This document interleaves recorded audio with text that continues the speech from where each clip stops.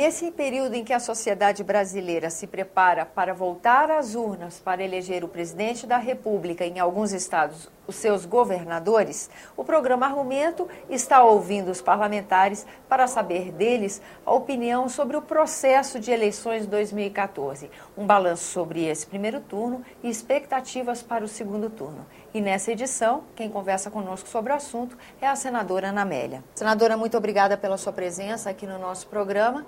Vamos começar então pela parte da análise do primeiro turno desse processo de eleição 2014.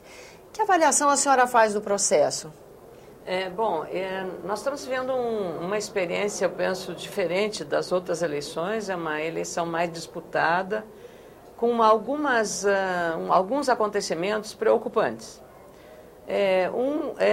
Os candidatos, especialmente agora polarizados na disputa do segundo turno, muito menos propositivas e mais de denuncismo na campanha. Eu penso que para o eleitor decidir, ele não vai se decidir por maior ou maior grau de denúncia, mas por um maior ou menor grau de comprometimento do candidato com propostas para resolver problemas cruciais que nós temos de inflação, de educação, de saúde, de segurança pública e de mobilidade urbana, apenas para usar a palavra da moda. Poderia usar infraestrutura ou logística, que vale para qualquer setor, para a área urbana ou para a área rural, o escoamento da... É que as manifestações de 2013, balizaram essa questão da mobilidade urbana, que é o transporte público que hoje a gente vê conflagrado aí. Então, em todos os aspectos, com o aumento da violência e tudo. Então, a gente vê um desfocado da abordagem desses temas, esse é um ponto. E os candidatos excessivamente concentrados na ditadura dos marqueteiros. Ditadura dos marqueteiros.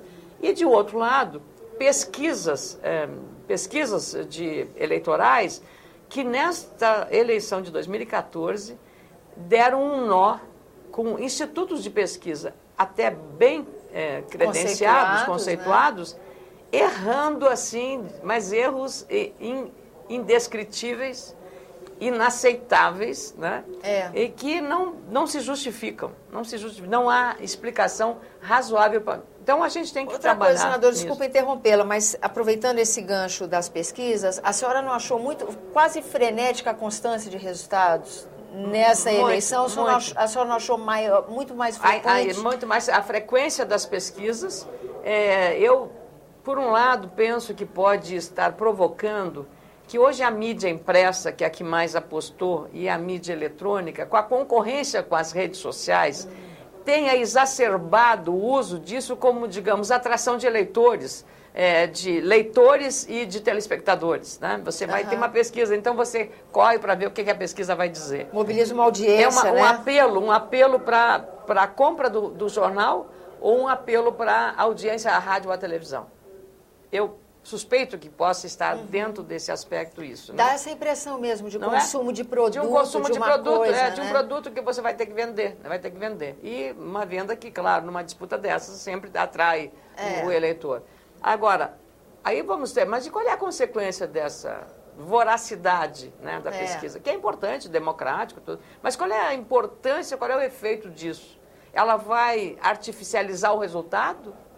Vai ser uma coisa consciente ou inconsciente a tomada de decisão em cima apenas do resultado de uma pesquisa favorável ou desfavorável para um candidato? Então, isso tem que ser avaliado com mais profundidade, não é num programa apenas que a gente vai fazer. Por isso que eu penso que nós vamos ter que examinar isso no âmbito das nossas comissões técnicas. Eu sou autora de um projeto, inclusive, que obriga a evitar a existência daqueles chamados institutos de pesquisa de fundo de quintal.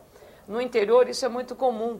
O cara publica uma pesquisa no jornal que você não sabe de onde vem. A pesquisa diz que o candidato X está com 50% e o candidato Y... técnica de amostragem, nada disso. Então, isso só em institutos devidamente registrados, devidamente, digamos, capacitados e habilitados, possam, e essas pesquisas por veículos periódicos nas pequenas cidades ou médias cidades, terem o acompanhamento e a fiscalização da Justiça Eleitoral. Então, senão você faz uma balbúrdia danada, né? Você põe lá, ó, meu candidato, a dona Tânia, está com 50% e o seu João da Silva está com 30%. Né? Então, você pode até influenciar esse resultado. E não sei isso a verdade. Né? A pesquisa não conseguiu aferir direito nem boca de urna, né? Não, boca de urna foi mais discrepante ainda. Mais discrepante ainda. Por exemplo, cidades em que se contava que o vitorioso no primeiro turno, como o caso da Bahia, seria um e foi outro no primeiro turno.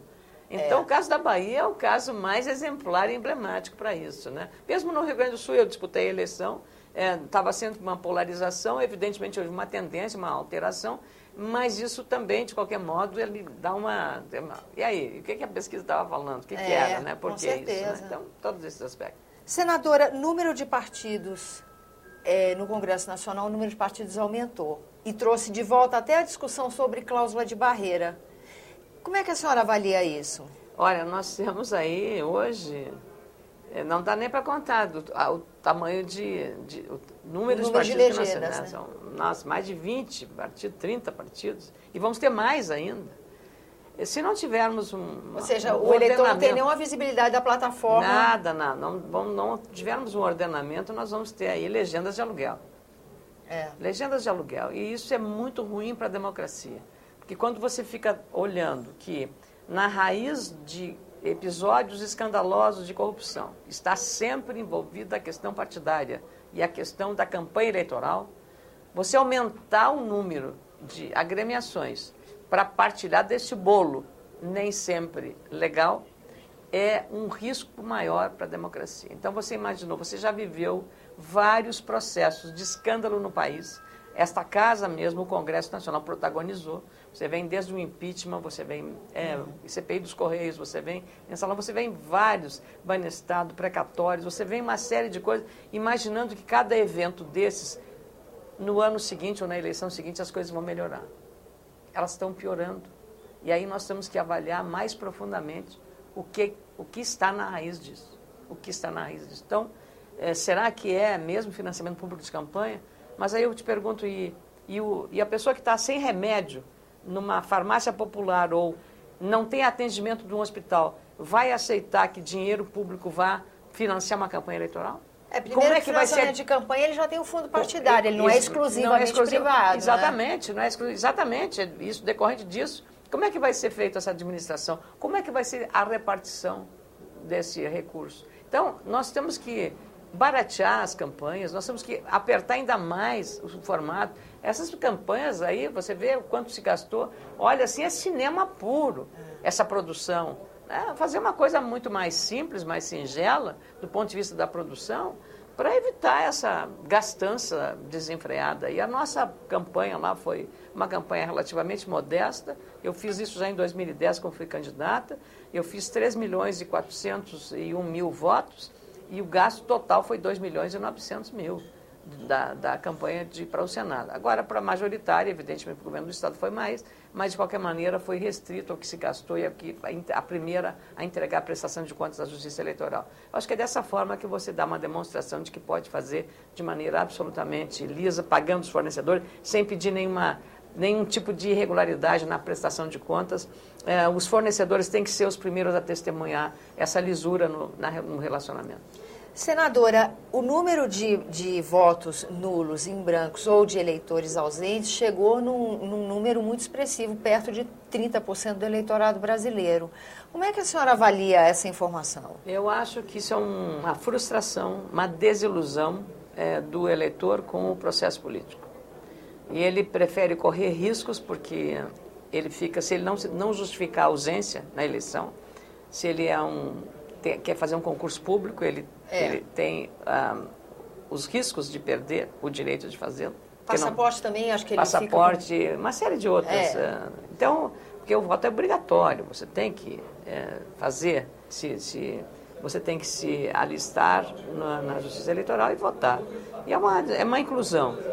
E esse desgaste reflete exatamente do descontentamento do eleitor com o sistema político brasileiro. É uma forma da sociedade fazer do voto não obrigatório? É também uma forma. Eu penso que seja uma maneira de manifestação democrática da sociedade para dizer que tem que ser voto voluntário hoje. Para finalizar, a senhora acha que, como legado dessas eleições, nós vamos chegar a um ambiente que propicie reforma político-partidária? É o que a gente deseja. Não sei. Se isso não for feito nos próximos 6 meses, não se fará mais. Porque logo vem a eleição municipal, em 2016, e voltamos com a mesma história. E aí os institutos virão as pesquisas. E o número de partidos aumentará. E nós vamos repetir a mesma novela. Então, se não fizermos isso logo agora, aproveitando este calor dessa indignação, leitura mais adequada do que levou tantos eleitores votarem nulo, branco ou não irem votar, né, a soma de todos eles, né, o que é essa satisfação, ouvir essas pessoas, por que não votaram, qual é o sentimento delas e tentar interpretar e mudar o comportamento das nossas lideranças políticas, né, aqui cumprindo adequadamente o seu papel. Eu procuro, como senadora, fazer as coisas que eu penso que tem que fazer, não tenho nenhuma pretensão de ser exemplo de nada, eu quero apenas cumprir. E a obrigação que nós temos de corresponder à confiança que o eleitor tem. Porque os 3.401.000 votos que me deram no Rio Grande do Sul e que agora, na decisão deste primeiro turno no Rio Grande do Sul, em que eu disputei com muita honra o governo do Estado, a decisão é soberana do eleitor. E ele disse, a senadora Ana Amélia tem que ficar no Senado. Eu tenho que respeitar essa vontade. E aqui vou trabalhar, independente do resultado do segundo turno. Estamos apoiando a candidatura de José Ivo Sartori, mas independente do resultado que tiver, eu vou continuar trabalhando para defender o interesse do Rio Grande do Sul. Aqui no Senado é a Casa da República, é a Casa da Defesa do Interesse Republicano dos Estados. E da Federação, é a Casa da Federação. Então, eu vou continuar fazendo o que eu fiz até agora, é defender o interesse do Rio Grande do Sul. E senadora municipalista, mais ainda com esse propósito. Senadora, muito obrigada pela sua presença aqui no nosso programa. A você que nos acompanha, obrigada pela atenção. Esse é o programa Argumento e você pode participar do nosso trabalho enviando sugestões e críticas para o endereço eletrônico ou o número de telefone que estão aí disponíveis na sua tela. Até a próxima.